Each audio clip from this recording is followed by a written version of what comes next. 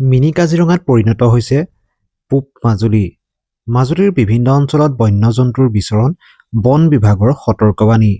পূব মাজুলীৰ কেইবাটাও অঞ্চলত বন্যজন্তুৰ মুক্ত বিচৰণক লৈ চিন্তিত হৈ পৰিছে মাজুলীৰ জিলা বন বিভাগ। আজি বন বিভাগে মাইকযোগে ৰাইজক এক বিশেষ সতৰ্কবাণী জাৰি কৰিছে। বন বিভাগৰ তথ্য অনুসৰি অফলামুখ, শালমৰা, কলনীবাৰী, মেৰাগড়, জুগিগাঁও, বনৰীয়া চাপৰি, বগৰীগুৰি চাপৰি আৰু দক্ষিণপাট কুমাৰ গাঁৱত গড়, বাঘ আৰু হাতীৰ বিচৰণ লক্ষ্য কৰা হৈছে। অফলামুখ আৰু দাঁতিকাষৰীয়া চাপৰিসমূহত এটা গড় বিচৰণ কৰি আছে। জুগিগাঁৱৰ সন্মুখৰ মাথুৰিৰ কাষত বাঘ প্ৰত্যক্ষ কৰিছে স্থানীয় ৰাইজে। বৰ্তমান তিনিটা বন্য হস্তীও সেই অঞ্চলত অৱস্থান কৰি আছে। সেয়েহে ৰাইজৰ নিৰাপত্তাৰ প্ৰতি লক্ষ্য ৰাখি বন বিভাগে সন্ধিয়াৰ আগতে গৰু, ছাগলী বা পোহনীয়া জীৱ-জন্তু ঘৰলৈ আনিবলৈ অনুৰোধ জনাইছে। লগতে জৰুৰী কাম নথকাকৈ ৰাইজক চাপৰি অঞ্চললৈ নাযাবৰ বাবে আহ্বান জনায় বন বিভাগৰ লোকে। মন্তব্যও আছে কিছু, শুনা আহক। আৰু এই দৃশ্য হৈছে গড়ে অফলামুখ অঞ্চলত যি মাটিমাহৰ খেতি আছে সেই মাটিমাহ খাই থকাৰ দৃশ্য।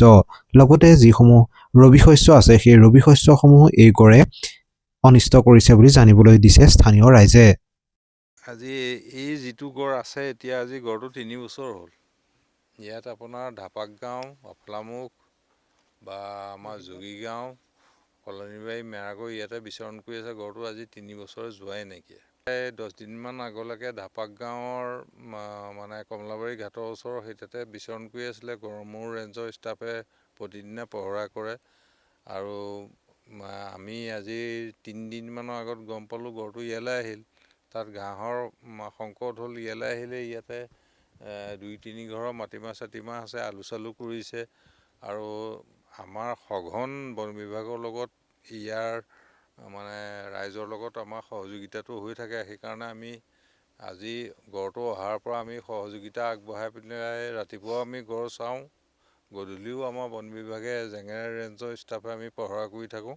আপোনাৰ অফলামুখ ৰাইজৰ এই যিখিনি বাম খেতি অনিষ্ট নহয় সেইটো কাৰণে প্ৰচেষ্টা অব্যাহত ৰাখি আছোঁ। মো ফুটাইছোঁ, ৰাইফলৰ বন্দুকৰ গুলিও ফুটাইছোঁ। আমি 1 ঘণ্টা 2 ঘণ্টা পহৰা দিম, আকৌ গুচি আহি খাবহি, উপায় নাইকিয়া।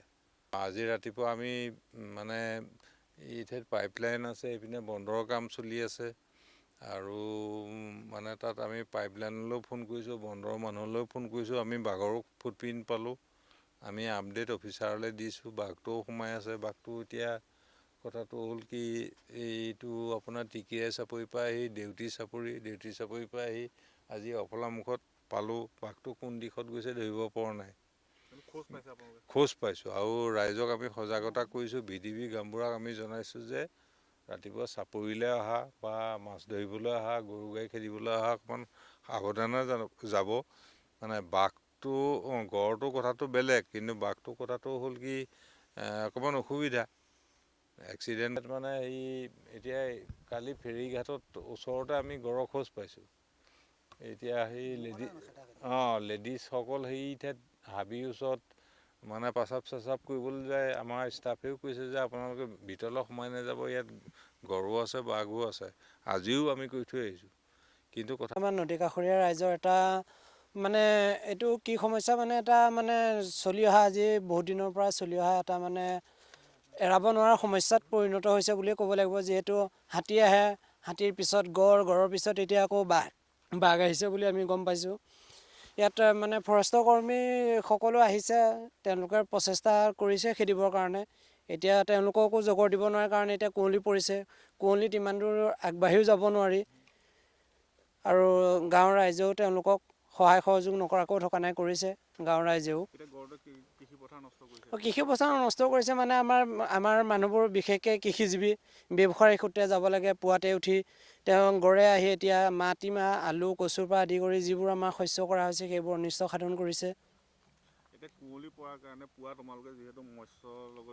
হয়, মই কৈছোঁ যে আমাৰ মানুহবোৰ প্ৰায় 99% মানুহ কৃষিৰ লগতে মৎস্যজীৱী হয়।